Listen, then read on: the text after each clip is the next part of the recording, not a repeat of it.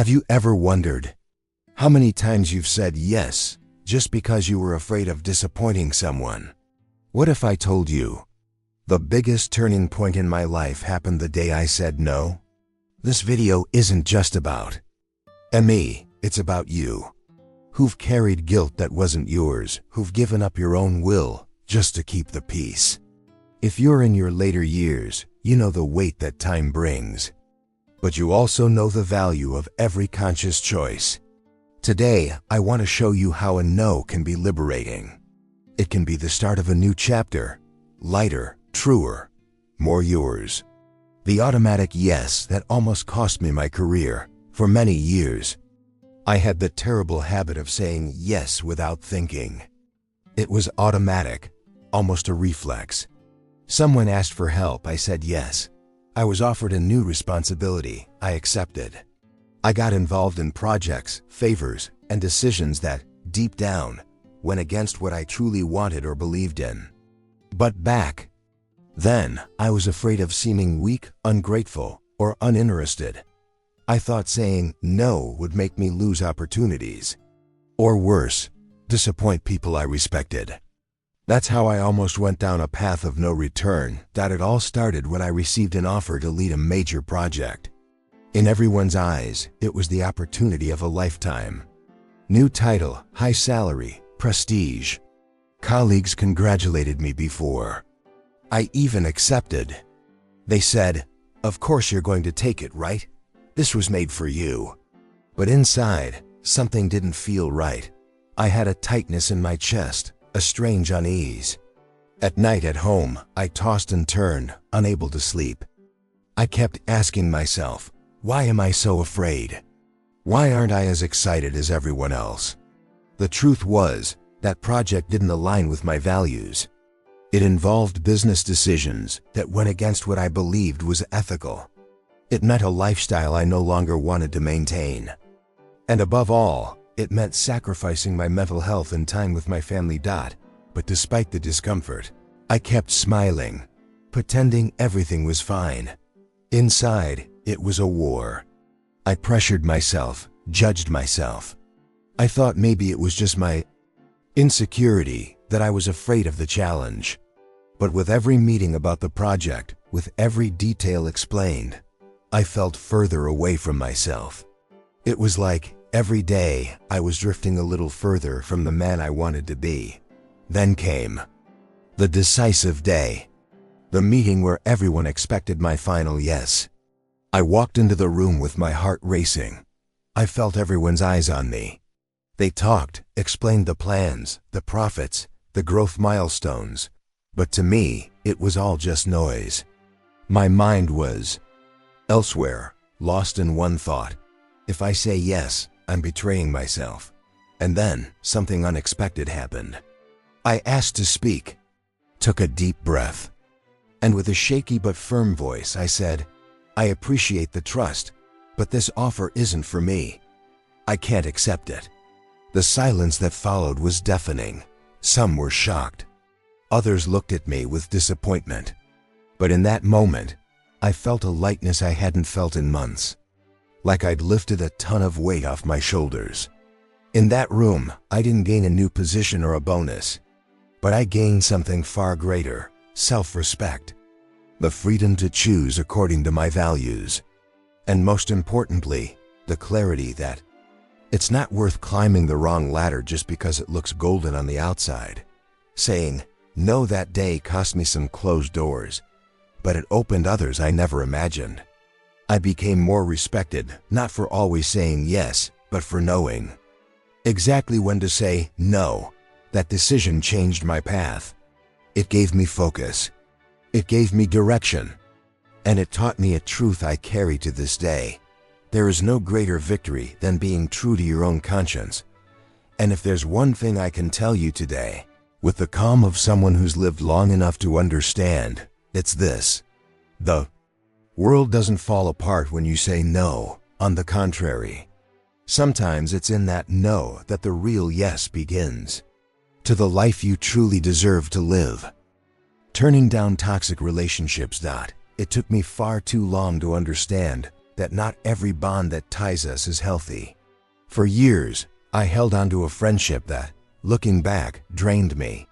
At first, it seemed like a genuine connection. We talked almost every day, laughed together, shared stories, struggles, and even old wounds.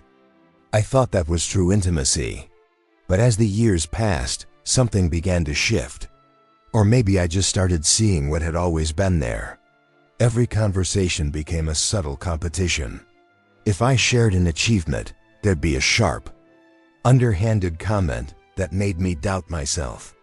If I was going through a hard time, the focus would quickly shift to her problems, as if my pain was never enough. Slowly, I realized I'd walk away from those talks feeling smaller, more confused, exhausted. But you know what kept me holding on? Time, years of history, the memory of the good moments, and the fear of seeming ungrateful. After all, she had helped me through tough times. She had been a shoulder to lean on. And because of that, I felt like I owed her eternal loyalty. But the truth is, gratitude isn't a prison. And affection isn't a debt. Some people come into our lives to teach us. And there comes a time when the lesson is over. It was on one of those days, after hanging up the phone with a heavy heart and teary eyes, that something inside me broke. I looked in the mirror at a tired face, a soul that no longer smiled in that friendship, and asked, what am I protecting here? A history or my peace? I spent weeks wrestling with that question. I didn't want to fight or hurt anyone, but I also didn't want to keep quietly hurting myself. So I made a choice. There was no shouting, no argument, just silence. The natural distance of someone who's realized they no longer need to stay where they aren't fully valued. At first, the emptiness felt strange. I felt guilty. I wondered if I was being too harsh. But with time, I started breathing differently. My days felt lighter. My laughter returned more often. I realized I was relearning how to listen to myself without the weight of comparison, without hidden pressure, without the negative energy disguised as poorly veiled advice. Saying no to that relationship was one of the bravest things I've ever done. Because we grow up hearing that friendship should last forever, that loyalty is unconditional. But no one teaches us that real loyalty starts with ourselves, with what we feel, with what we choose to accept or no longer accept. And now, with the maturity time has given me, I can say with certainty, when you make space, the universe brings new people, new connections, kinder, truer, more mature. People who don't drain you, but add to you. Who don't judge, but listen. Who don't diminish you, but celebrate you. If you're listening to this and feel like you're in a similar place, know this: it's possible to walk away. Choosing yourself isn't selfish. Leaving what doesn't serve you isn't a lack of love. It's the greatest act of love you can give. Love for yourself, for your emotional well-being, for your peace. Because peace, my friend, is priceless. And sometimes it starts with a simple word: no. When I said no to fear, for many years, fear was my silent companion. It walked beside me, always a few steps behind, only showing itself when I dared to dream a little bigger or step out of my safe place. And for a long time, I gave in. Out of habit, out of self-protection, and mostly because I thought fear was wise. It always whispered, what if it goes wrong? What if you regret it? What if it's too late to try something new? I believed those questions like they were advice from an old friend. And that's how I postponed so many plans. I didn't travel when I wanted to. I turned down chances to speak in public, even when I had so much to say. I shied away from opportunities that could have led me somewhere new. And I got used to justifying it all with phrases like, it's not the right time. I'm too old for this. Better not risk it. But there was one specific day, one I'll never forget, when fear almost made me give up on myself. It was a simple but meaningful offer: to give a talk at a community event, a gathering of seniors sharing life experiences, and they'd invited me to speak about resilience. I'd lived through so much, had real stories to tell. And more than that, I wanted to encourage others to live with more courage. But the moment I accepted, fear came knocking. It hit like a storm. What if no one listens? What if you freeze? What if they think your story is silly? I lay awake for nights. Replayed every misstep of my life. Remembered mistakes, failures, embarrassing moments. I almost called to cancel. But that night, sitting alone on my porch under a dark, silent sky, something in me rebelled. I looked up and thought, how many years do I have left? How many dreams can I still chase? And then, clear as an answer from the universe, a thought came. You either live or you hide, but you can't do both at once. The next morning, I woke up with my heart still racing but resolved. I went to the event. My hands shook. I broke out in a cold sweat. But I stepped onto that makeshift stage with one certainty. I wouldn't let fear speak for me. And as I began sharing my story, my losses, my victories, my pain, I noticed teary eyes in the crowd. People leaning in, not for perfection, but for honesty. When I finished, they gave me a standing ovation. But what stayed with me wasn't the applause, it was what happened after. An older woman approached, hugged me tight, and said, "You said exactly what I needed to hear. Thank you for coming." In that moment, I understood. Fear is like a frightened child. It screams loud, but it doesn't know the way. It needs boundaries. It needs a firm, loving, but clear no. Because if we don't put fear in its place, it puts us in ours. It traps us, paralyzes us, steals chances we might never get again. Now, with more wrinkles on my face and more wisdom in my heart, I can say this. Saying no to fear isn't recklessness, it's freedom. It's knowing that courage isn't the absence of fear, but the choice not to let it steer your steps. Since that day, I've never let fear decide for me. I still feel it, yes, with every new challenge, every unfamiliar step. But now I look it in the eye and say, you can come along, but I'm the one leading my life. And if you've made it this far, maybe you're wrestling with fear too. Maybe there's a dream tucked away, a stifled desire, a decision you've been putting off. Let me tell you, with all the calm of someone who's been there, you don't have to wait for fear to leave. You just have to choose not to let it silence you. Because sometimes, all it takes to change your life is one no. A well-placed no to fear. A yes to your freedom. Saying no to family. Saying no to a family request. That might have been the hardest no I've ever had to say in my life. Because when it comes to family, we grow up believing we must accept everything, endure everything, do everything out of love. And for years, that's exactly how I lived, sacrificing myself, my boundaries, my time, just to be what they expected of me. But one day, that love started to hurt me.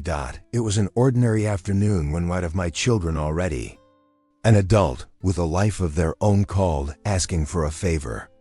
It wasn't the first time, or even the second. In fact, it was part of a cycle. Every time things got out of control, they'd run to me.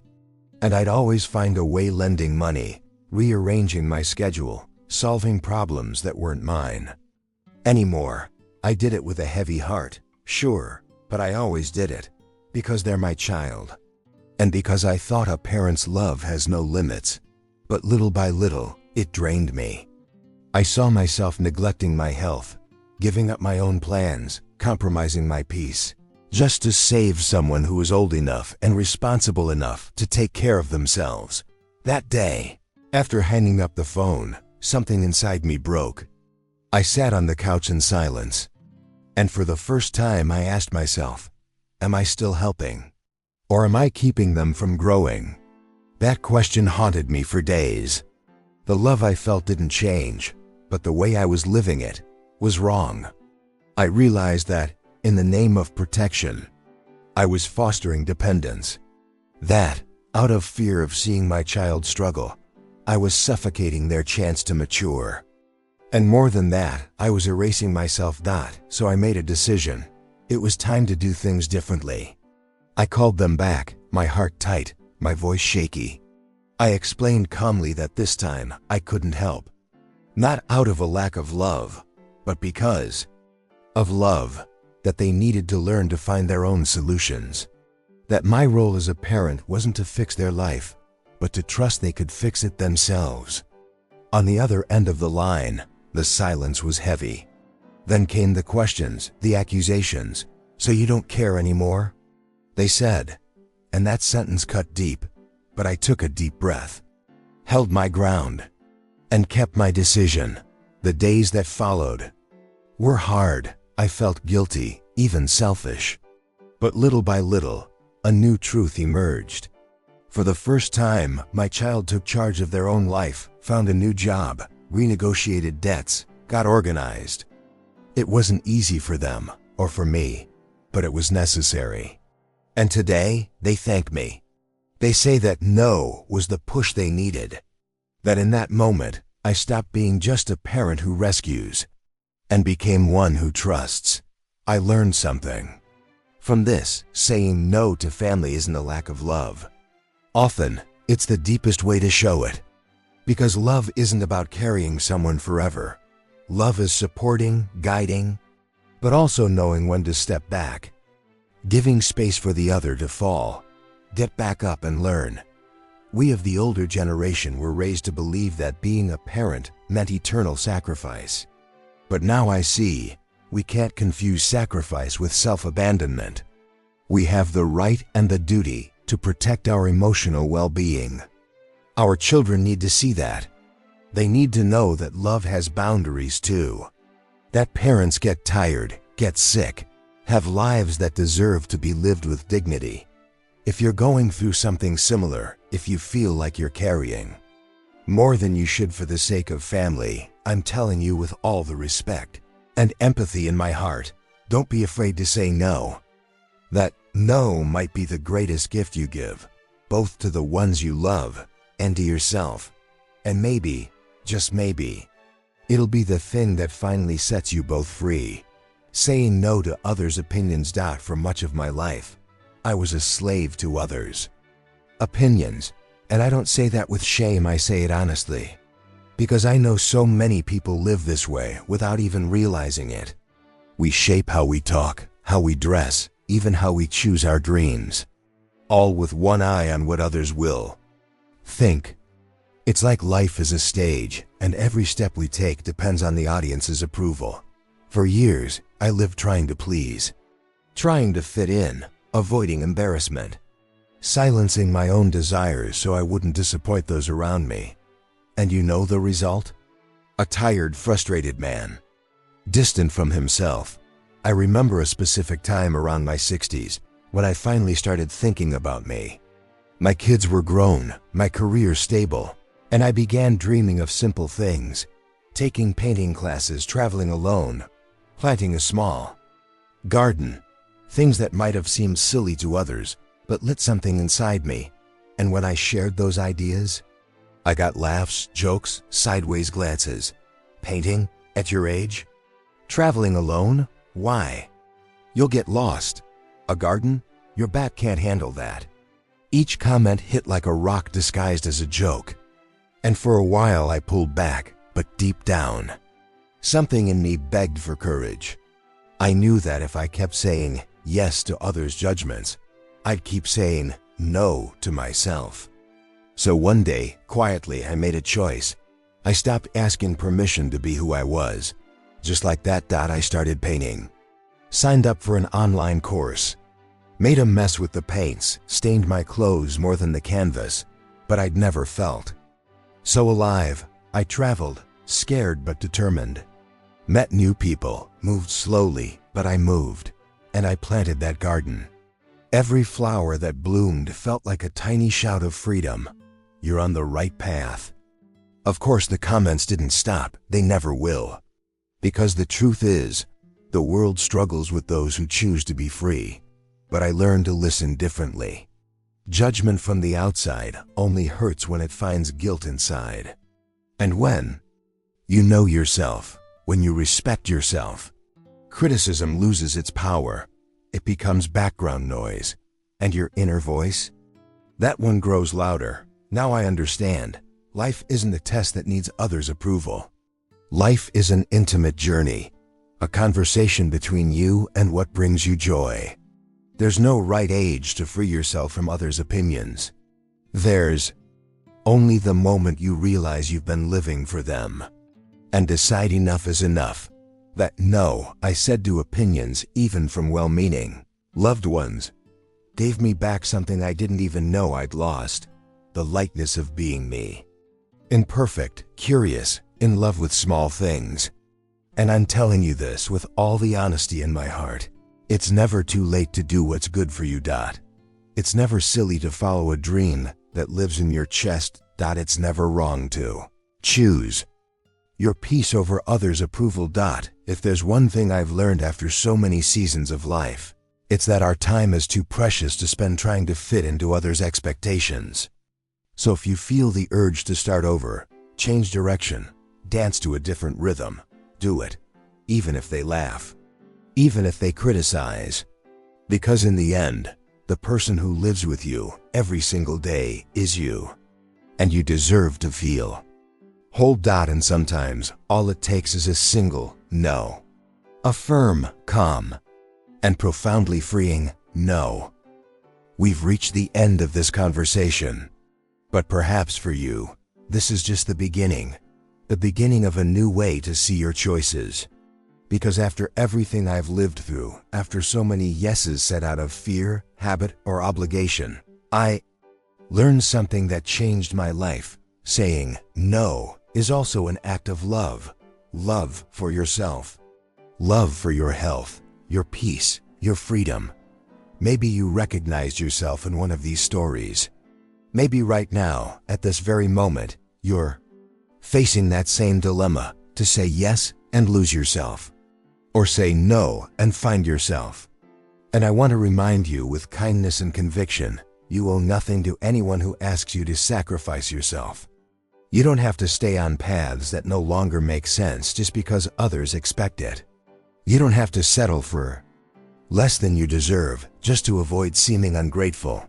You have the right, and more than that, the responsibility to care for your life with courage, to protect your time, your body, your emotions, to stay true to what you feel, to build a future even now, even after 60, 70, or 80, that is light, authentic, and yours. Saying no may hurt at first.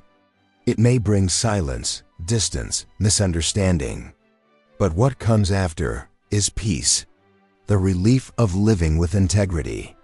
The certainty that you're finally making choices consciously, not out of obligation.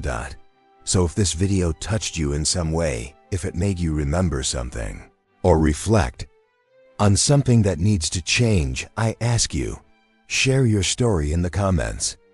Tell me about the most important no you've ever said, or the one you know you need to say.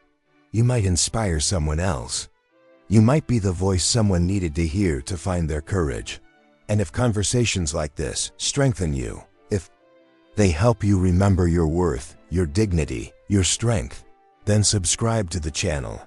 Here, we talk about life with honesty, with respect, with the wisdom of those who've walked far and still have much to live. Turn on notifications so you don't miss any content. And if you can, share this video with someone going through a hard time, a relative, a friend, someone who needs to hear that they have the right to choose themselves.